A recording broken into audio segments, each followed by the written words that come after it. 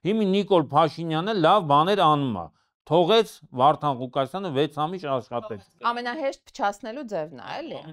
Պիտակավորում են, ասում են սրանք նախկիններ են, հեսա կգան ձեր իշխանությունը ձեր ձեռից կառնի։ Հայաստանի ու հայ ժողովրդի առաջ մի հատ խնդիր կա, չէ՞ դրված, ազատվել այդ իշխանությունից։ Դա կոչվում է ազգային ազատագրական պայքար։ Հասկացեք, որ ձեր պուջուր ծրտիկ կուսակցություններով դուք ոչ իմանին չեք հասնելու, որ ինչքան էլ որ դու ուժեղ տղա չլինես, քեզ կարող է չընտրեն։ Եթե դու խիզախ ես, դու վաղը կարող ես հայտնվես բերդում։ Եթե դու վախկոտ ես, դու կմնաս իշխանության մեջ։ Ինչ տարբերություն երբ են կալանավորում, եթե սարկած գործով են կալանավորում, որ պահին ուզեն։ Բոլոր իշխանությունների օրոք եղել են հալածվող լրագրողներ։ ՔՊ-ի ընտրողը միշտ գնում է ընտրության։ Այ ընդդիմադիրի ընտրողն է, որ չի գնում ընտրության։ Հայաստանի համայնքների 90%-ում ինքը պրոբլեմ է ստեղծել։ Առաջին անգամ կարելի է ներել, երկրորդ անգամ կարելի է ներել, 21-ին ներենք, վաղը շաբաթում ներենք, 26-ին լեք ներելու, չենք ներելու։ Այդ բանաձևի դուք համաձայն եք ազգակործական բացի։ Ոչ մի ֆիզիկական ռեմբոն դառավ աշխարհակահաղական գիգ։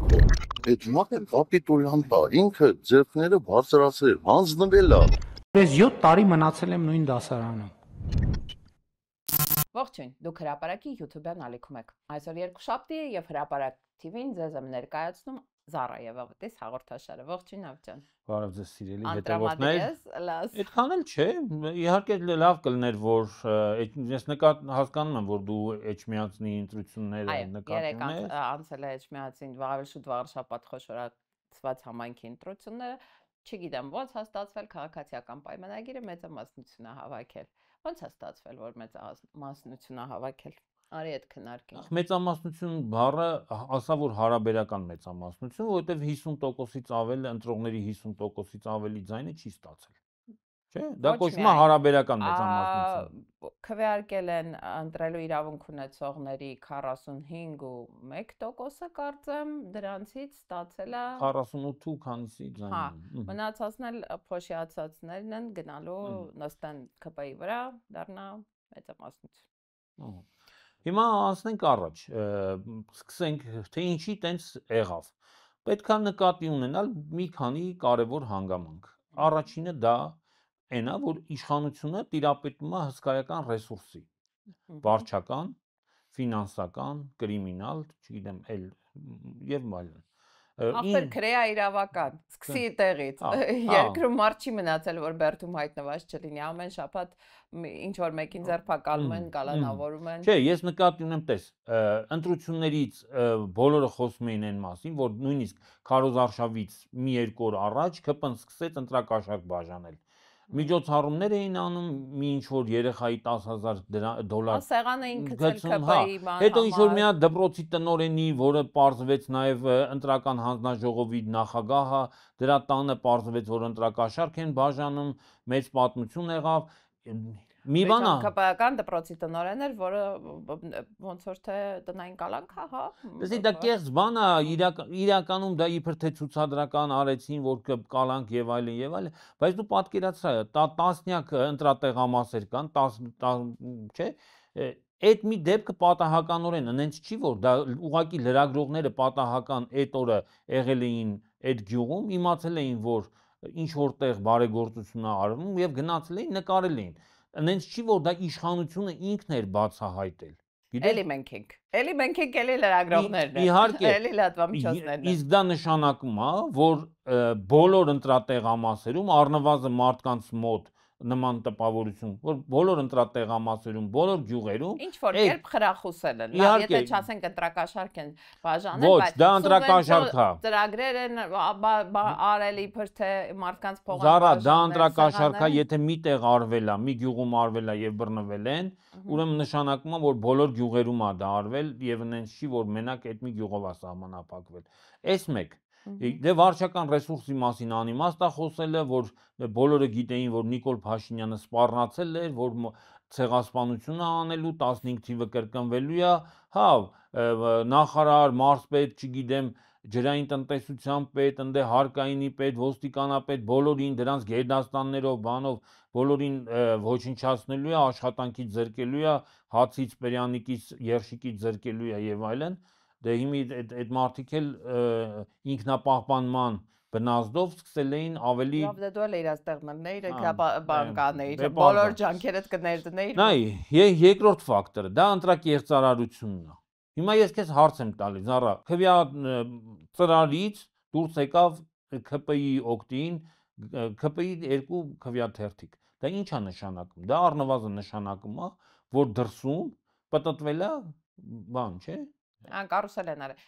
Բացատրենք մեր հետևորդների համար, բացեցին մի հատ ծրար, որի մեջ երկու քվյաթերթիկ կար, մեկի վրա կնիքը դրած էր, մյուսը առանց կնիքի էր։ Չի կարա երկուսի վրա էլ երկու կնիկ լինի։ Այո, ընտրական հանձնաժողովը շատ երկար չէր կարող կողմնորոշվել, թե որ քվյաթերթիկը վավեր ճանաչի, որը անվավեր, բայց այստեղ հարց է ծագում, որտեղից է առաջացել մի հատ ավելորդ քվյաթերթիկը։ Եւ հենց ՔՊ-ի օգտ։ Այդ մարդը տնից է հետը բերել, չգիտեմ։ Դրսից են իրան տվել, հա, որովհետև հիշում եք ժամանակին այդ մեխանիզմը աշխատում էր, քվյաթերթիկ արդեն տալիս էին, դու մտնում էիր, գնում էիր, մաքուրը ոնց որ հանում էիր, իսկ այդ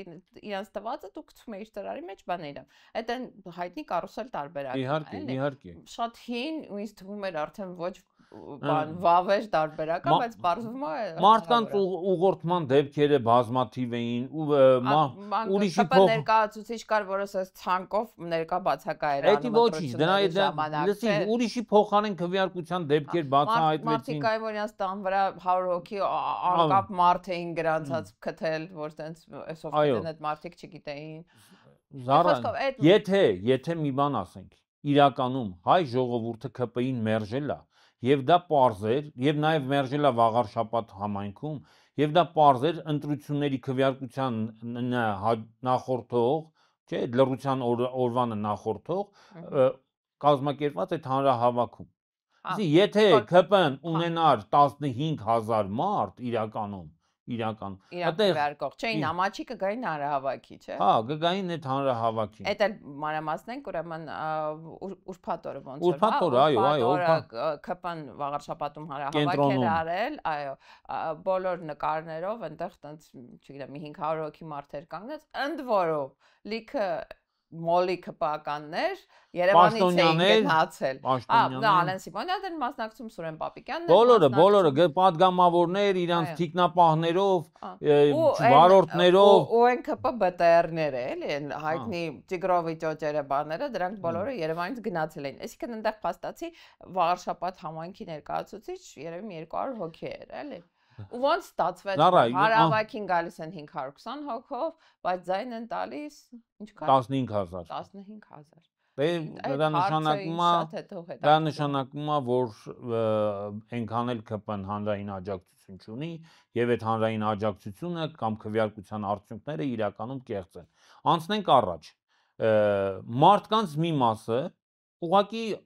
զզվել է ընտրություններից, զզվել է եւ կորցրել է հավատը ընտրության նկատմամբ։ Ասեմ ինչի համար։ Մենք տեսանք, թե ինչ եղավ Գյումրիում մարդիկ Հայ կապ չունի ում են ընտրում, վերջում եկա ԿՊ-ի թեկնածուն իշխանություն վերցնում։ Մի հատ մեմ էր տարածվել ընտրության քվեարկությունից հետո, ասում էին, այս ընտրությունների ամենալավ բանը այն եղավ, որ Սևակ Խաչատրյանը պրծավ, Սևակ Խաչատրյանը հիշեցնենք թեկնածուն էր հաղթանակ դաշինքի, որը ստացավ մոտ 30% ձայն, եթե ինքը հաղթեր կամ սպանվելու էր կամ հայտնվելու էր կալանավայրում։ Այդ մարդը կարա գնա հանգիստ տանը քնի։ Ուղղակի 100%-անոց հավանականությամբ, չէ՞, այդ որ 100%-ով, 100%։ Որ նստելու էր այդտեղ կասկած անգամ չկա։ Կարար սպանվեր, ասենք մեկը ինչ որ պարզվեր մեկը մի հատ վրիժառու կա, ինչ որ ժամանակ։ Չի սիրում իրան։ Հա, փոքր ժամանակվանից չի սիրում։ Ժամանակվանից կամ միջին տարիքից, էականները չի, այդ մարդը պրծավ։ Կարա հանգիստ գնա տուն, իր ընտանիքը կարա հանգիստ լինի, որ այդ մարդը Դե լավ, դա բան մի արա, ժամանակի չկա, 30%-ն էլ է պատժելի բան ցուցանիշ։ Կարող է, բայց չէ, տենց ինձ թվում է Նիկոլ Փաշինյանը ահագին լայնախոհ անձնավորություն է եւ նրա լայնախոհությունը գնալով մեծանում է։ Ես օրինակ միշտ մտածել եմ, որ չէ, իրականում Ասեն, գիտես ինչի է, հանդուրժողականությունը։ Տեսեք օրինակ Վանաձորում, երբ որ Մամիկոն Ասլանյանը հաղթեց ԿՓ-ին, 2 տարի 7 ամիս նստեց։ Հենց հաջորդ նույնիսկ թողեցին որ քաղաքապետ ընտրվի։ Այո, այո։ Իսկ տես, օրինակ Գյումրիում Վարդան Ղուկասյանը 6 ամիս աշխատեց։ Կա առաջընթաց։ Ժողովրդավարության բաստիոն, ես Կա, չէ, իրոք առաջընթաց կա։ Մեծ առաջ։ Կարա ինչի Վարդան Ղուկասյանն էլ հենց հաջորդ օրը կալանավորեն։ Այսինքն չթողեին որ ավականին նիստ տանի եւ Վարդան Ղուկասյանին ընտրի քաղաքապետ։ Կարող էին թե չէին կարող։ Ինչ տարբերություն երբ են կալանավորում, եթե սարկած գործով են կալանավորում, որ պահին ուզեն։ Ով է կալանավորման հրահանգը տալի Նիկոլ Փաշինյանը։ Նիկոլ Փաշինյանը Մամիկոն Ասլանյանի դեպքում հրահանգեց կալանավորել մինչև ավականու նիստը, այսինքն մինչև քաղաքապետ ընտրվելը, Վարդան Ղուկասյանի դեպքում Վարդան Ղուկասյանը 6 ամիս աշխատեց Գյումրու քաղաքապետ։ Մենք պետքա դրականին են որ ասում են լավին լավ ասենք, վատին վատ ասենք։ Հիմա Նիկոլ Փաշինյանը լավ բաներ անում է։ Թողեց Վարդան Ղուկասյանը 6 ամիս աշխատեց։ Թողեց Գյումրին 6 ամիս ընտրված քաղաքապետ ունենա։ Արի մի քիչ բան անեմ, էլի քեզ առարկեմ ու մի հատ ուզում եմ միտք քննարկենք։ Ուրեմն այ, դու որ ասում ես ընտրություններից հոգնել են, որովհետև կապ չունի ում են ընտրում, արդյունքը մեկա ԿՊ-ը է ստացվում, ես դրա հետ մի կողմից համաձայն եմ, բայց մյուս կողմից նաև կա առանց ընտրության ընտրություններ հասկացությունը։ Օրինակ դա շատ տեսանելի ֆորմատ է Ռուսաստանում, երբ որ իհարկե կան ցուցակներ, կան տեխնացուներ, բայց որ փաստացի նայում ես, այդ տեխնացուները մեկը մեկից խեղկատակ են ու այդ տեխնացուները չեն կարող ռեալ իշխանության հավակնել։ Հիմա ինձ թվում է մեր ներքին բռնապետը այդ ճանապարհով գնում, հա, ինքը փորձում է մաքսիմալ զտել, ինքը փորձում է մաքսիմալ մաքրել ցանկը ու այնպիսի հակառակորդներ իր համար ստեղծել, որոնք ի սկզբանե բացահայտ պարտված են։ Ու այդ իրանց տարածքային կառավարման նախարարի խոսքը Խուդատյանի, որ բանա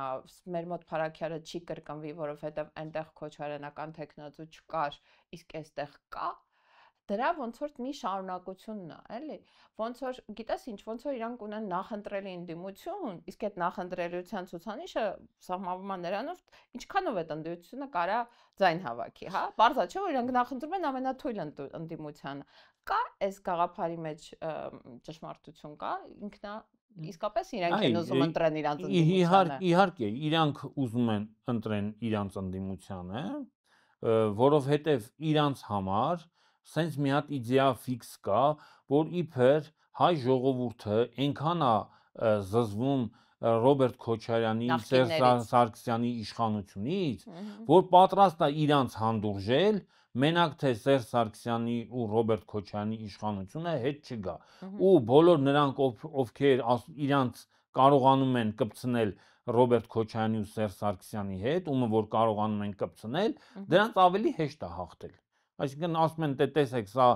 Սերժ Սարգսյանի տեխնացուն է, նա Ռոբերտ Քոչարյանի տեխնացուն է ու ժողովուրդը գնում է եւ այդ մարդկանց ձայն չի տալի։ Իբր թե իրանց դրամ ամենահեշտ փչացնելու ձևն է, էլի։ Ամենահեշտ փչացնելու ձևն է։ Պիտակավորում են, ասում են սրանք նախկիններ են, հեսա կգան ձեր իշխանությունը ձեր ձեռից կառնեն։ Հա, ու Նիկոլ Փաշինյանը, եթե հիշում ես, անցած շաբաթվա սկզբին, այտենց մի հատ հայտարարություն արեց խորհրդարանում, որ մենք պետք է այնպես անենք, որ Սերժ Սարգսյանի ու Ռոբերտ Քոչարյանի այդ քաղաքական թիմերը այլևս չլինեն խորհրդարանում։ Այլակարծել ինքն է այս երկրում որոշել ով լինի, ով չլինի։ Լսի, հարց ուրիշ բանի մասին է։ Ինքը ուզում է, որ 18 թվականի, 21 թվականի ֆորմատը բերի կրկնի նաև 26 թվականին, որ ինքը ուզում է պայքարում է Ռոբերտ Քոչարյանին ու Սերժ Սարգսյանին խորհրդարան թույլ չտալու համար, նախկիններին մերժելու այդ բանաձևով է գնում, նրանք էլ ամբողջ ուժով պայքարում են, որ նորից գան խորհրդարան ու էլի կռիվը դառնա նախկինի ու ներկայի կռիվ ու տեղ այդ կռվում Նիկոլ Փաշինյանը ինչպես 18 թվականի ընտրությունների 21 թվականի ընտրությունների ժամանակ կարողանա հաղթի, բայց այդտեղ մի հատ ուրիշ բան կա, խնդիր կա, որ 26 թվականի ընտրություններում առաջացել է նոր ուժ, Եվ դա Սամվել Կարապետյանի մեր ձևով շարժումն է։ Ընդ որում այդ ուժը չէր մասնակցում Վաղարշապատի ընտրություններին։ Այո, եւ այդ ուժը չէր մասնակցում Վաղարշապատի ընտրություններին, որովհետեւ այդ կուսակցությունը գրանցված չի եւ տրամաբանորեն չէր մասնակցում եւ հիմա ոչ էլ ինչ որ մեկին աջակցում էր, չէ՞, ոչ էլ որևէ մեկին աջակցելու մասին հայտարարություն է արել, որը էլի տրամաբանական էր, այնց որ Նիկոլ Փաշինյանի այդ մեխանիզմը 26 թվականին կարա չաշխատի։ Ստեղ մի հատ ուրիշ ավելի կարևոր բան ցույց տվեցին Վաղարշապատի ընտրությունները, որի մասին մենք պետք է անպայման ասենք, Նիկոլ Փաշինյանին շատ օգնեցին այն ուժերը, որոնք իբրև թե սուր ընդդիմադիր են։ Լսի, գիտակցված կամ չգիտակցված, այդ ուժերը մասնակցեցին ընտրություններին եւ մի քանի հազար ձայն տարան, որը օգնեց Նիկոլ Փաշինյանին անցնել այդ իր 48% սարքել 59%։ 59-ը դա։ Այո, ինքը հիմա բանով ոչ թե 48 կամ նույնիսկ 50% է մանդատների ստանալու, այլ մոտավորապես 60%-ը։ Ինչի համար։ Տես հիմա ինչ որ մի հատ կա, ինչ որ Դոնթի բանաձև, չգիտեմ կամ չգիտեմ ինչի բանաձև, հա, որով առաջնորդվում են 33 հոգանոց ավականիում, ինքը ստանալով 48 ու իչքան ունենում է ոչ թե նույնիսկ 16 մանդատ, 17 մանդատ, ինքը ունենում է 19 մանդատ։ Պատկերացնում եք, իսկ ընդդիմությունը մի հատ արի մանրամասն այդ փոշիացած այդ մանր ձեները, նայեք, կա անցողիկ շեմ, հա, այսինքն կուսակցությունների համար դա 4%-ն է, ճիշտ է, դաշինքների համար 6-ն է, 2-ից եւ 2 եւ ավել դաշինքի դեպքում դա 8-ն է եւ 10-ը, եթե 3 եւ ավել է, հա, բանա,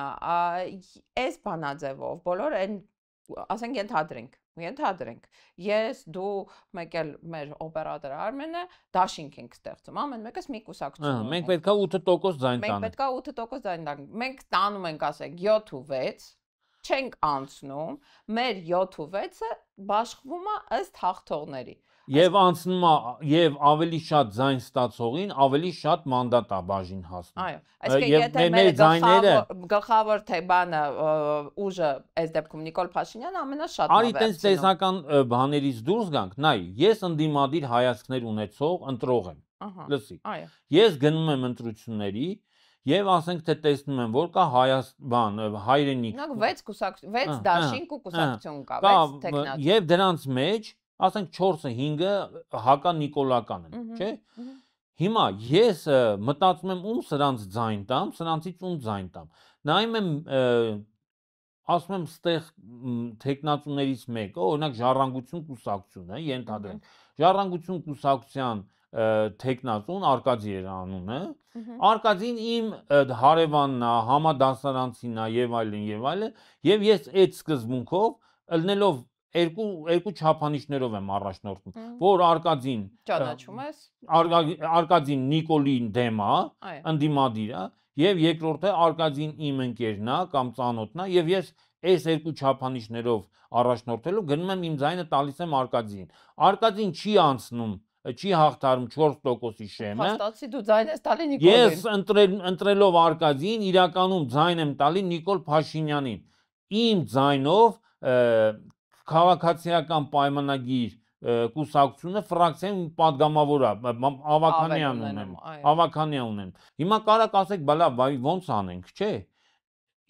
Այս իրավիճակում մի հատ լուծում կա։ Այն ուժերը, որոնք իրանց վրա վստահ չեն, որ չեն կարողան վստահ են ելնում, դու լսել ես երբևիցե որ ընտրություններից մի օր առաջ դաժե ամենաքիչ հավանական ձայներ ունեցող ուժի ներկայացուցիչը ասի մենք կարողա չանցնենք, որպես կանոն ասում են 20%, 30%, տեսեք այն մեծ փրթողներ նախ որովհետև օբյեկտիվ ցուցանիշ չկա հաշվարկելու միջև ընտրությունները ոնց կընտրեն մարդիկ եւ երկրորդ որովհետև նույնիսկ բանում Հայաստան փոքր երկիր է, հա, այնքան են մոտենում, այնքան են ասում ցավդ անեմ քեզ են կընտրել, մարդու մոտ այդ բանն է, կեղծ տպավորությունը աստեղ այնքան էլ տենց չի։ Դե հիմա խի, նույն Վանեցյանի կուսակցությունը, չէ, մաղեց, վարեց ամբողջ մարզը, որ կարողանա այս ընտրություններում ձայն հավաքի։ Ինչ է հավաքի 1500։ Զարա ջան, իրականում ես այդ մարզում եմ ապրում։ Բոլորը գիտեին, որ ընդդիմության առաջատարը դա Սևակ Խաչատրյանն է։ Բոլորը գիտեին, չէ։ Բայց կարծում էին, որ նաև էլին կուսակցություններ կանցնեն, էլի, չէ։ Մենակ Սևակը չի անցողիկ շեմը հաղթահարելու ենթակա։ Լավ, հիմա այս հասարակությունը կրակնա ընկել այդ մարդկանց անձնական ամբիցիաների ձեռը։ Այդ է ուզում։ Այդ դրա համար եմ այս ամբողջ բանը մուտքը ոնց որ դրան էր ուղղված։ Ուզում եմ, գիտես ինչ, ուզում եմ մի հատ ամփոփենք այս բանով։ Սա ոչ թե ընտրողին ուղղված կոչ պիտի լինի, հա, սա ոչ թե ընտրողին ուղղված խոսք պիտի լինի, այլ սա պիտի լինի առաջադրվողին, որ տղաներ եւ աղջիկներ մի կողմ դրեք ձեր այդ, չգիտեմ, անհաղթահարելի հակասությունները, չէ, հասկացեք, որ ձեր պուջուր տրտիկ կուսակցություններով դուք ոչ իմանին չեք հասնելու, որ ինչքան էլ որ դու ուժեղ տղա չլինես, քեզ կարողա չընտրեն։ Ու դու կարող 1500 ձայն։ Եթե սա սովորական ընտրություններ լինի, օրինակ 26 թվականի ընտրությունները, դրանք սովորական ընտրություններ չեն։ Չէ, դա ազգային ազատագրական պայքար է, չէ։ Եթե մենք համարում ենք, որ Հայաստանում իշխանության ղեկին գտնվում է, ասենք, ադրբեջանա-թուրքական իշխանության շարունակությունը, կցորդ ասենք, հիմի տարբեր բառեր կարանք ասենք, կցորդ ասենք, հպատակ ասենք, չգիտեմ, ենթակա ասենք, տարբեր բառեր կարանք ասենք, բայց այդ իշխանության շարունակությունն է Հայաստանում։ Հայաստանի ու հայ ժողովրդի առաջ մի հատ խնդիր կա, չէ՞ դրված, ազատվել այդ իշխանությունից։ Դա կոչվում է ազգային ազատագրական պայքար։ Դասի ազգային ազատագրական պայքարի մեջ հիմա դնել մարդկային անձնական ամբիցիաները դնել առաջի պլան։ Անկապ քաղաքական հակասությունները դնել չի կարելի։ Ենթադրենք, դուք ծրագրային քաղաքական կուսակցություն եք ու պատրաստ չեք, չգիտեմ, ձախի, աչի, կենտրոնականի եւ այլի հետ համագործակցել։ Սա այդ պահը չի լինի։ Հիմա դու պատկերացրա։ Չէ, հիմա հույսը ուրիշ բան է, հիմա մենք կարանք հույս չունենանք, կարանք հույս ունենանք։ Մենք խոսում ենք ինչպես կարա լինի կամ ինչպես է ցանկալի լինի։ Հիմա 26 թվականին եթե այդ մարդիկ գնալու են ու նորից նույն մեխանիզմով, չէ՞ որ փոշիացնենք ձայները, Նիկոլ Փաշինյանի խնդիրը իհարկե հնարավորինս շատ կուսակցությունների մասնակցությունն է։ Ես վստահ եմ, որ Նիկոլ Փաշինյանը անելու է ամեն ինչ, որ առնվազն մի 30 կուսակցություն մասնակցի։ Այս երկիրն էլ ինչով է հարուստ կուսակցություններով, չէ՞, 100 քանի կուսակցություն կա գրանցված։ 21 թվականի ընտրություններում այդ մեխանիզմը շատ լավ աշխատել է։ Այն ժամանակ կարծեմ 24 թե 25 կուսակցություն է մասնակցել։ Հիմա նույն բանը անելու են հիմա, ավելի մեծ մասշտաբով։ Փորձելու են 25-ը ծարգել 30, եթե ստացվի 35։ Այդ բանը աշխատում է։ Որն է մեխանիզմը դրա դեմ պայքարելու։ Մնում է դրա մեխանիզմը մեր ձևով որպես նոր ուժ, առաջատար ընդդիմադիր ուժ։ Եվ այդ քո ասած այն սարսափելի նախկինների ինչ որ մի կոնֆիգուրացիոն դաշինք։ Ես ճիշտ եմ հասկանում, որտեղ կարա լինի առաջնորդը Ռոբերտ Քոչյանի դեմքով կամ կարա չլինի առհասարակ այդպիսի առաջնորդ, որ դա ավելի լայն կոնսոլիդացիա ապահովի։ Իհարկե, թող լինի երկու խոշոր քաղաքական ուժ։ Լսի, մենք փոքրերին ենք ասում, չէ՞ որ փոքրերը գնում են, խանգարում են, չէ՞ մեծերին հաղթելու։ Ստեղ նաև մեծերի մեծահոգության խնդիրն է։ Մեծերը իրանք եւս պետքա փորձեն, իրանք նախաձեռնեն այդ համախմբումը։ Իրանք պետքա փոքրերին ասեն, որ քանի որ ցանկալի չի, որ սենց 30 կուսակցություն մասնակցի, առանց էլ դե պարզ է Նիկոլ Փաշինյանը փորձելու է օրինակների վրա, չէ՞, Նիկոլ Փաշինյանը կփորձի իր Արամ Սարգսյանի, չգիտեմ, իր Շիրինյանի, այդ ազատ դեմոկրատներ, բան, այդ հա։ Բայց նրանք ձայն չունեն, էլի, թող շատ փոշիացնեն, մի 5000 ձայն, լավ, կարող է 10000 ձայն փոշիացնեն։ Հիմա գանք բանին, բուն ընդդիմադիր ուժերին։ Ասենք հայտ են ներկայացրել Արթուր Վանեցյանը, արդեն իսկ հայտարարել է, որ առանձին է գնում։ Հայտ է ներկայացրել Ռոբերտ Քոչարյանը, արդեն իսկ հայտարարել է, որ գնում է ընտրություններին Դաշնակցության հետ։ Հայտ է ներկայացնում, ես ենթադրում եմ, որ ներկայացնում է քաղաքական դիսկուրսից ելնելով Հանրապետականը։ Հիմա հələ իմպիչմենտը առաջ տանում, բայց ենթադրվում է, որ ինչ որ մի պահից իմպիչմենտը վերափոխվելու է Քարոզարշավի։ Եվ էլի շատ բազմաթիվ կուսակցություններ։ Հիմա մենք տեսնում ենք ինչ որ մի ֆորմատ, որի մեջ Սերժ Սարգսյանը, Արթուր Վանեցյանը, Ռոբերտ Քոչարյանը ու Դաշնակցությունը համատեղվում է։ Մի ցուցակի մեջ։ Լսի, գուցե այդ բոլորը Այդտենց այդ հեքիաթներից եք էլի։ Գուցե այդ հեքիաթը իրականում կարա ռեալ չլինի, բայց ինչ որ համախմբման լսի, ուրիշ մի հատ տարբերակ կա։ Թող չմասնակցեն։ Ապրես, ես էի ուզում ասեի։ Եթե այդ կուսակցությունը տեսնում է, որ ինքը հաղթելու 5%-ը հաղթահարելու հնարավորություն չունի, ավելի լավ է չմասնակցի ու չխանգարի։ Եթե ինքը որևէ կոնֆիգուրացիայում չի տեղավորվում, կարա չէ, ասենք թե ավելի լավ է չմասնակցի այդ 2%։ Խայտարակ չլինի։ Խայտարակի հարցը չի էլի։ Իմ սուբյեկտիվ գնահատականը Ես ուրիշ ձև եմ ասում, ես ուրիշ բան եմ ասում։ Թող Նիկոլ Փաշինյանին չօգնի հաղթել։ Հաստատ։ Հա։ Չէ, այդ գիտես ինչ այն վատ բան եմ ասելու, բայց ասելու եմ, բանա, այն Բաքում բանի, չէ, ինչա կոչվում, խլեշի քֆուր են դնում, չէ, որ ով որ ինչ որ մի բան անի, սենց կլինի։ Պետք է ինչ որ տենց մի հատ ֆորմատ մտածել, որ ով որ գնալու է ձայները փոշիացնի դառնա Նիկոլի աջակից, փաստացի, հա, ակամայից։ Այդ մարդկանց վրա բան դրվի, էլի, դա ինչ որ մի հատ շատ ազգի նզով կդրվի, որ եթե դուք մասնակցեցիք, դուք սրատակից եք չկայանալու դուրս գաք։ Բայց ասենք չի կարելի վերջում ասել, դե ժողովուրդը չընտրեց, մենք ինչ անենք։ Լսի, բայց պարզը չէ, որ արդեն այդ ազգի նզովքի պահնելը անցել։ Զարա, գիտես ինչի համար է անցել, որովհետև Հայաստանը հայտնվել է մի հատ իրավիճակում, որ ժամանակը չափազանց քիչ է։ Այսինքն դու պատկերացնում ես ինչ կլինի Հայաստանի հետ, նույնիսկ պատկերացնելը կամ այդ ամեն ինչը նկարագրելն է բան շատ բարդ։ Եթե 26 թվին, հիմա ասենք մենք նստել ենք շատ հանգիստ վաղարշաբաթի ընտրությունները քննարկում ենք, չէ՞։ Որովհետև հələ հույս ունենք, որ 26-ին բան է փոխվելու։ Ես էլ ասեմ, ես այսօր շատ մեծ դժվարությամբ եմ եկել եթերի։ Նես չի որ մենք տենց հանգիստ ենք։ Մենք բոլորս ունենք այդ հիասթափության կորստի զգացումը։ Մեր խմբագրությունը դու տեսնես աշխատանքային չաթերում ինչա կատարվում։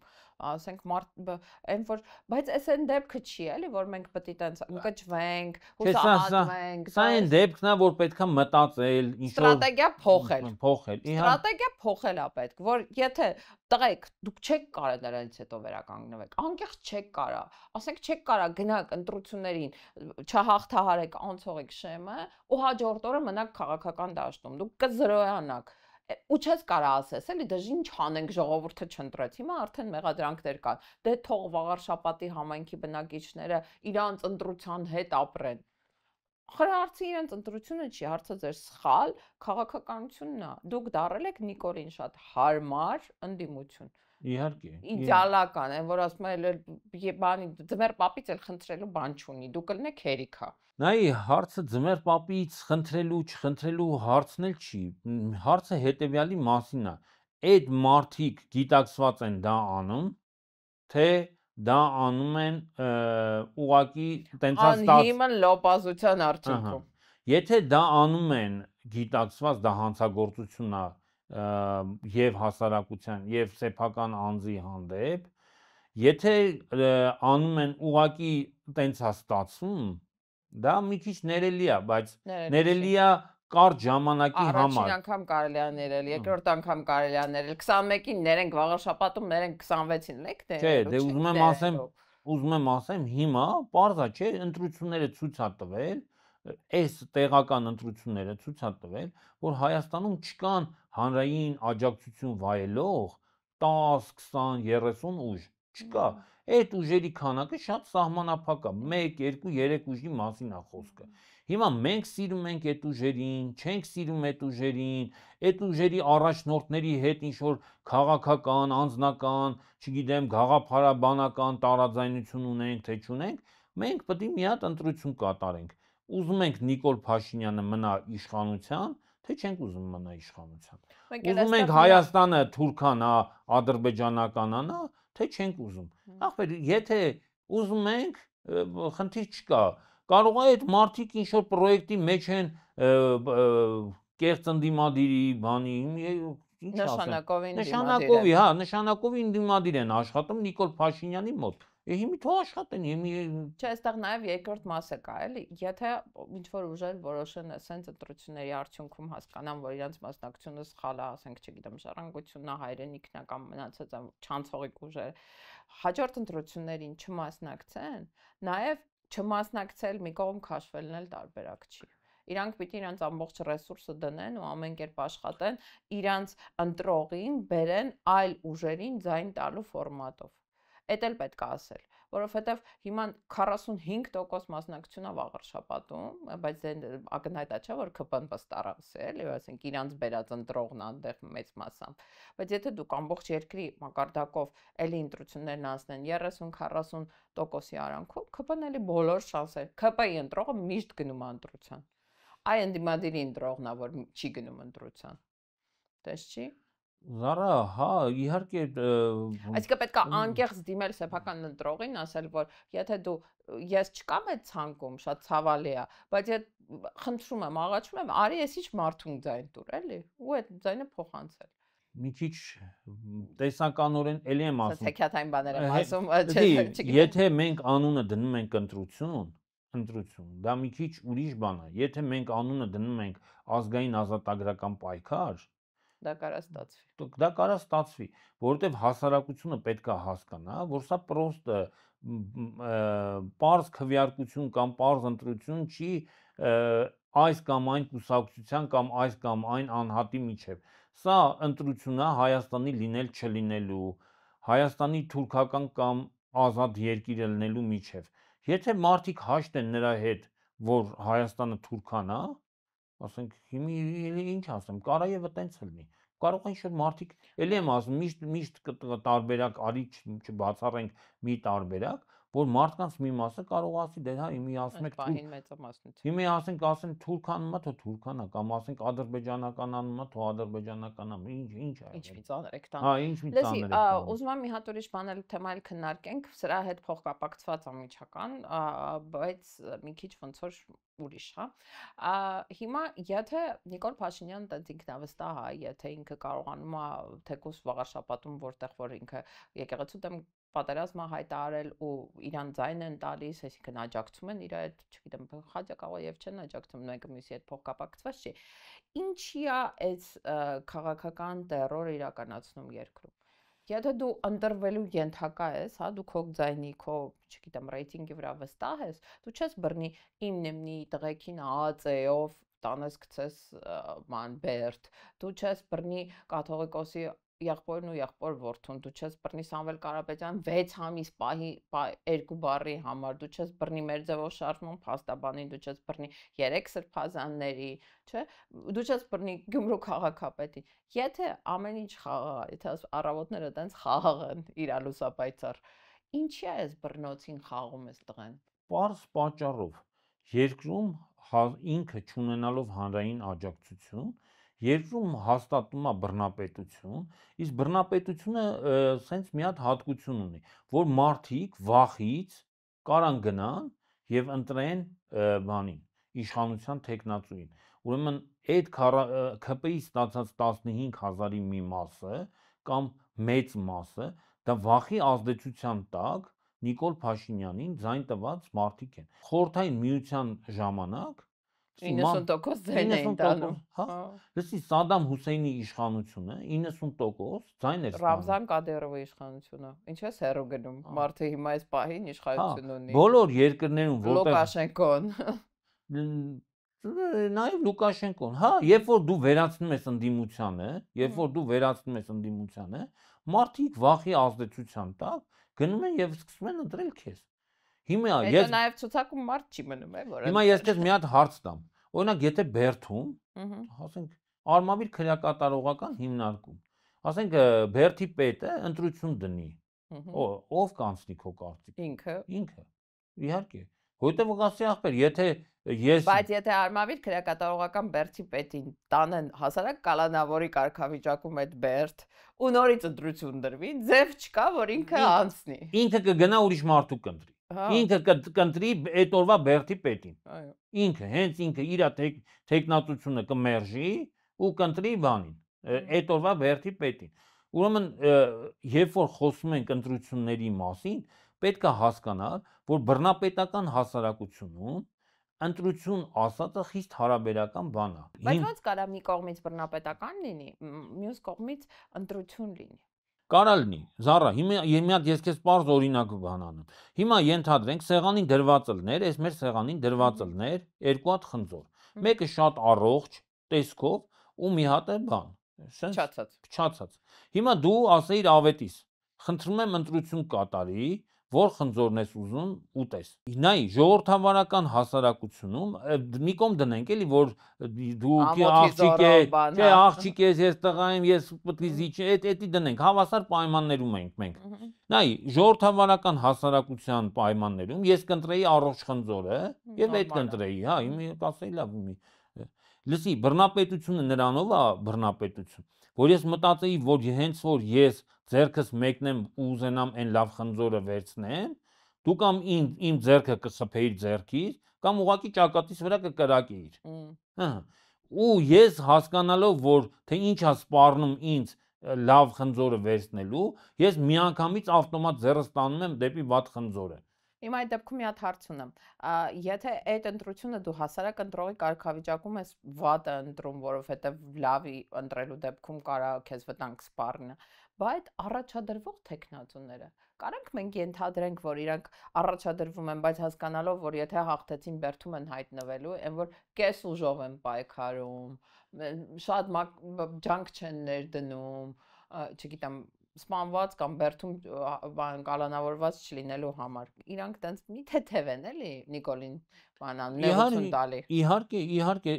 այդ ֆենոմենը նա էդ էլ կա։ Իհարկե կա։ Այս բռնոցիները դրան են ուղղված, որ իրա դեմ ոչ մեկ լիարժեք չպայքարի։ Իհարկե, որ հասարակության մեջ անընդհատ լինի վախի մթնոլորտ, որ ամեն մարդ մտածի, որ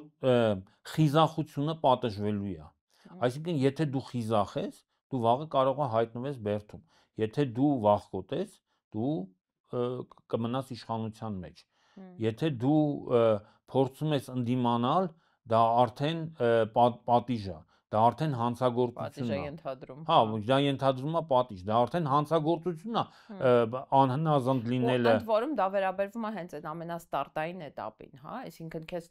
շանս էլ չեն տալիս գալ ընտրություններում կրել կամ կրվել, քեզ բռնում են։ Զարա, Հայաստանում երբեք չի եղել, տես, բոլոր իշխանությունների ժամանակ եղել են քաղբանտարկյալներ։ Լևոն Տեր-Պետրոսյանի օրոք են եղել քաղբանտարկյալներ, ոչ միայն դաշնակցականներ, ԱԺՄ-ականներ, 96 թվականի այդ դեպքերի ժամանակ մարդիկ, ճիշտ է, կարան ասեմ, որ ծեծին ենթարկել ազգային քրեական բան կար, հոդված կար, քրեական հոդված կար, բայց մեկը այդ մարդիկ դատապարտվել էին նաև քաղաքական անհնազանդության համար։ Եղել է եւ Ռոբերտ Քոչարյանի իշխանության օրոք, եւ եղել է Սերժ Սարգսյանի իշխանության օրոք, բայց որ մարդը դատապարտվի խոսքի համար երբեք չի եղել։ Խոսելու համար։ Իրանց նեղություն էլ չեն տալիս, մի հատ նորմալ քրեական գործ կարեն գոնե։ Այդ մեկ եւ երբեք Հայաստանում չի եղել այս քանակի քաղբանտարկյալ։ Եղել են, ասենք 5 հոգի, 4 հոգի։ Իսկ լրագրողներ եղել են քաղբանտարկյալ։ Ինձնից հետաքրքիր է, որովհետև այդ բռնապետության կայացման փուլերից մեկը սկզբում բաներն են, դենդիմադիրներն են, հետո լրագրողներն են, հետո փաստաբաններն են։ Դա դասագրքային բան է, էլի, հերթականությունը։ Փաստաբանները միշտ եղել են լրագրողներից առաջ, ես քեզ ասեմ, իհարկե, որտեղ փաստաբանները ավելի Հայաստանում մանավանդ հիմա, ես մի անգամ ասել եմ դու այդ բանը համեմատությունը քեզ դուր չի եկել, բայց ես նորից եմ ուզում այդ համեմատությունը անեմ։ Վլադիմիր Ուլյանով-Լենինը, Վլադիմիր Իլիչը եղել է փաստաբան։ Ինքը հեղափոխական է դառել միայն մի պատճառով, երբ որ տեսել է, որ այլևս օրենքի եւ օրինականության շրջանակներում մարդկանց իրավունքները պաշտպանել հնարավոր չի ու դառել է հեղափոխական։ Փաստաբաններից լավ հեղափոխականներ։ Իհարկե, եւ Հայաստանի փաստաբանները այսօր ցույց են տալի, որ իրանք, մի մասը, ես բոլորի մասները պարզ եմ, հարյուրավոր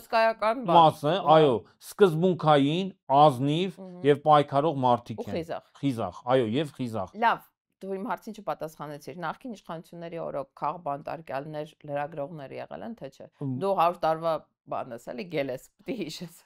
Քաղ բանտարկյալ լրագրողներ չեն եղել, բայց բոլոր իշխանությունների օրոք եղել են հալածվող լրագրողներ։ Այսինքն բանը կալանքին չի հասել։ Որովհետև ինչի համար, Զարա ջան, ես նորից եմ ասում, որևէ իշխանության օրոք մարդուն խոսքի համար չեն բան արել, կալանավորել։ Բացի Նիկոլ Փաշինյանի իշխանությունից, սա բռնապետության այն ամենագերադրական աստիճանն է։ Կալանավորել մարդուն խոսքի համար։ Ու սա բանի էլի աներեսության ամենագերադրական աստիճանն է, որովհետև դու այդ խոսքի շնորհիվ դարձել ես իշխանություն։ Ոնց ես հիմա դու խոսքի նկատմամբ այդպես անողոք, էլի։ Դա ոչ մի կապ չունի, ընդհակառակը, ինքը, քանի որ խոսքի շնորհիվ է դարել, ինքը ավելի շատ է վախենում խոսքից։ Հիմա ես քեզ մարդիկ իր իշխանությունը նույնիսկ բանել չի, էլի, սովորական բռնապետական էլ չի, սա նացիստական, ֆաշիստական ռեժիմ է։ Ինչ է ֆաշիզմը եւ ինչա նացիզմը մի քիչ բան ասեցի, նացիզմը չէ, ինքը իր ազգայինի նկատմամբ որևէ բան չունի։ Ինքը իր ռեժիմը իրականում ֆաշիստական է։ Ֆաշիստական ինչի համար։ Ֆաշիզմը դա անհանդուրժողականությունն է, ցանկացած այլ տեսակետ, այլ կարծիք ունեցող մարդկանց նկատմամբ։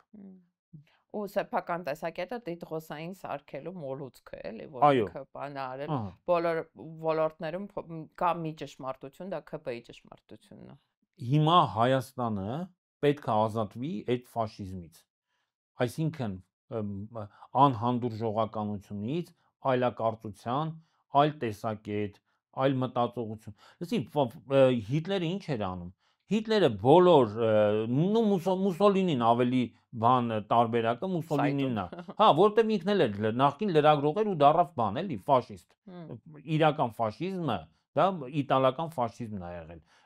Հիտլերն էր սովորել է Մուսոլինիից ու հպարտացել է նրանով։ Հիմա դու ասում ես, սրանից 100 տարի առաջ այդ մարդը կրկնել է ինչ որ բան, փոքր ուղակի փոքր մասշտաբում է անում, այն մենի ավելի մեծ մասշտաբով է արել։ Նենց որ բան անել, ասել, բա ոնց, այ մարդ ամենադաժան հարստահարողները եղել են այն մարդիկ, ովքեր բան են եղել, ստրուկ են եղել, ստրուկից դարձել են, ասենք, վերակացու։ Տենց է, կյանքը տենց է, հիմա, լսի, երբ որ մարդը ստրուկ ա լինում, հետո այդ ստրուկին նշանակում ես վերակացու, չգիտեմ, հիմա ինչ որ ֆենոմեն կա, հոգեբանորեն։ Որպես ժամանակ հեծանիվ չի ունեցել ֆենոմենը։ Ինքը այդ հոգեբանական տրավմա է, որ իրանք չեն կարողանում հաղթահարել։ Կարող է, դե հիմի հոգեբանները դա բացատրում են, ինչ որ բացատրություն կա, պարզ է, որ, բայց հիմա փաստացի կա տենց բան, որ օրինակ ստրկատիրական այդ իդեպ ստրկությունը մինչև հիմա ամբողջ աշխարհում կա, նենց չի որ ստրկատիրությունը վերացել է, ՄԱԿ-ը ամեն տարի հրապարակում է թվեր, թե աշխարհում քանի ստրուկ կա ու միշտ ասում են, որ ամենադաժանը լինում են այն վերակացուները, որոնք ընտրվում են հենց ստրուկների միջից։ Այսինքն թվում է, թե մարդը, որը եղել է ստրուկի կարգավիճակում, պետք է ավելի հանդուրժողականություն,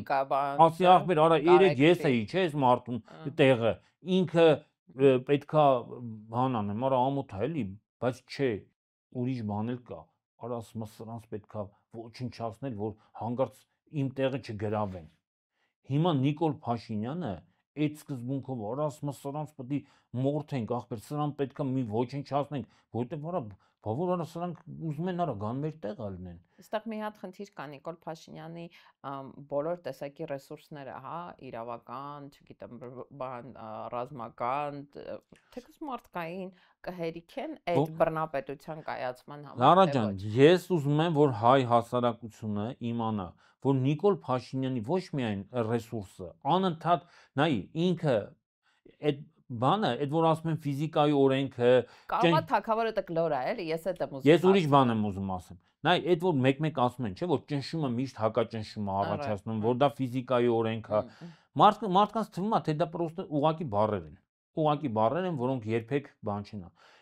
Ինչքան դու ճնշում ես հասարակությանը, հիմա դու պատկերացնում ես ինքը հաղթանակ տարավ, չէ, վաղարշապատցիների նկատմամբ, տարբեր մեթոդներով։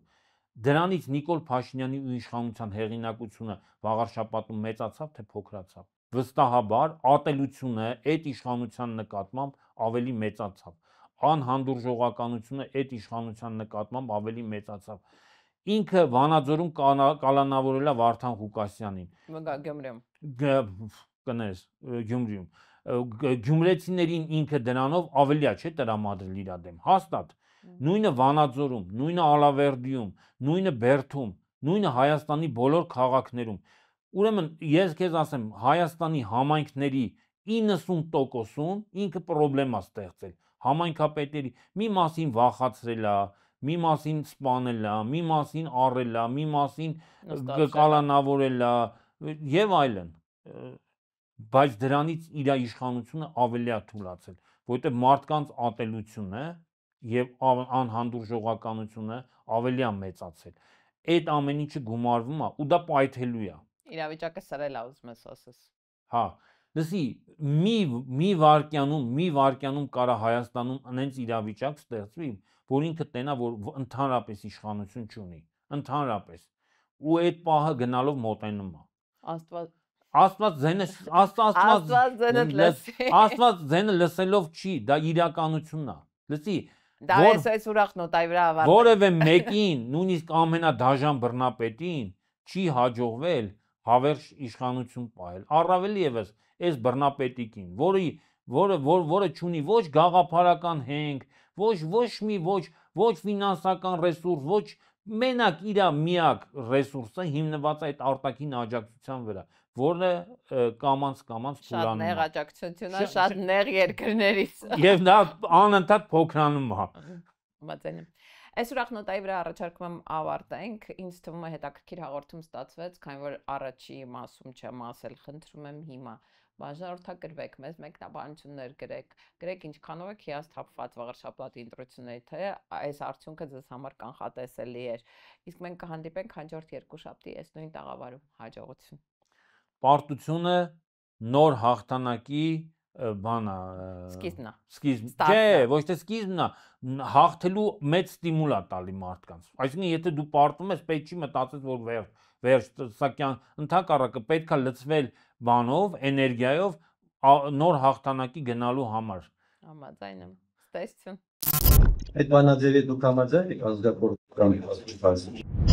Ոչ միթիզական Ռեմբոն դառավ աշխարհակահաղական գիքով։ Այդ մոտ կապիտուլյան բա ինքը ձեռքները բարձրացրել, հանձնվել է։ Ես 7 տարի մնացել եմ նույն դասարանում։